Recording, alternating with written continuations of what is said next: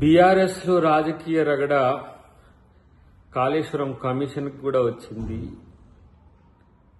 కాళేశ్వరంలో జరిగిన అవినీతిలో కేసీఆర్కు సంబంధం లేదని కవిత అనడం అనేది విడ్డూరం. సరే, తను అనుకుంటున్న కేసీఆర్ చుట్టూన్న ఇద్దరు దయ్యాల గురించి అయితే చెప్పింది అనుకోండి, హరీష్ రావు, సంతోష్ రావు అని. కానీ మళ్ళీ రేవంత్ రెడ్డి గారి పేరు తేవడం వల్ల మళ్ళీ రాజకీయమే చేస్తున్న పరిస్థితి. మరి ఈ సందర్భంగా ఏం జరిగింది ఈ గ్యాప్లో అనే విషయాలు చూసుకోవాల్సిన అవసరం ఉంది. ఎందుకంటే కేసీఆర్ తర్వాత ఉన్న ఈ ముగ్గురులో పదవుల పందేరంలో ఏదో అలజడి అడ్డంకులు వస్తున్నమాట మనకు అర్థమవుతున్నది. ఇక్కడ మొన్నటిదానిక టార్గెట్ కేటీఆర్గా నడిచిన చర్చ కాస్త ఇప్పుడు మళ్ళీ హరీష్ రావు వైపు మళ్ళడం వెనుక ఉన్న ఉద్దేశం ఏంటి, దాంట్లో సంతోష్ రావును కలపడం వెనుక ఉన్న కారణాలు ఏంటి అనే విషయాలు పక్కన పెడితే, మొత్తానికి కాళేశ్వరం కథలో హరీష్ రావు పాత్ర, సంతోష్ రావు పాత్రను ఆమె కన్ఫర్మ్ చేసింది.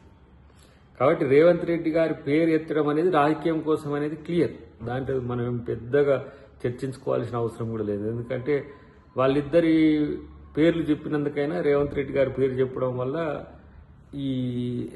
ఈ అంశాన్ని పెనెట్రేట్ చేసుకోవడానికి ఉపయోగపడుతుంది తప్పితే మరొక దానికి పనికిరాదు.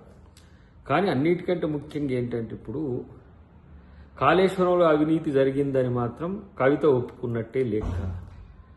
కానీ కేసీఆర్ లేకుండా ఈ కాళేశ్వరం అవినీతి జరిగిందని చెప్పాలని చూడడం మాత్రం పూర్తి స్థాయిలో అది అబద్ధం. అది కేవలం తన తండ్రిని కాపాడుకోవడానికి చేసిన ఒక ఎత్తుగడ ప్రకటన తప్పితే దాంట్లో మనం కొత్తగా ఆలోచించాల్సిన అవసరం లేదు. ఏది ఏమైనా సిబిఐకి అప్పచెప్పినాం కదా.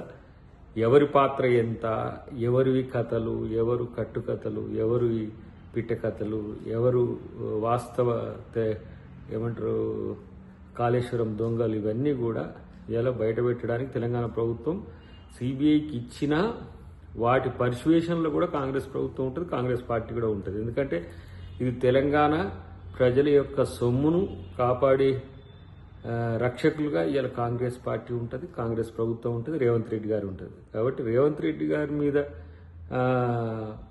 ఆరోపణలు చేయడం ద్వారా సెన్సేషన్ మాత్రమే తప్పితే దాంట్లో ఎవరు కూడా దాన్ని పట్టించుకోరు, నమ్మరు. ఒక్కొక్కరు ఒక ఆయన బాంబులు పెట్టిండ్రు అన్నట్టే, లేకపోతే ఇంకొక ఆయన ఏదో సంఘ విద్రోహ చర్యలు అక్కడ పనిచేసినాయి అన్నట్టు. కానీ ఇలా రేవంత్ రెడ్డి గారు కూడా వాళ్ళ వెనుక ఉండని చెప్పడం అనేది కేవలం సెన్సేషన్ కొరకు చేసిన స్టేట్మెంట్గానే కాంగ్రెస్ పార్టీ చూస్తుంది.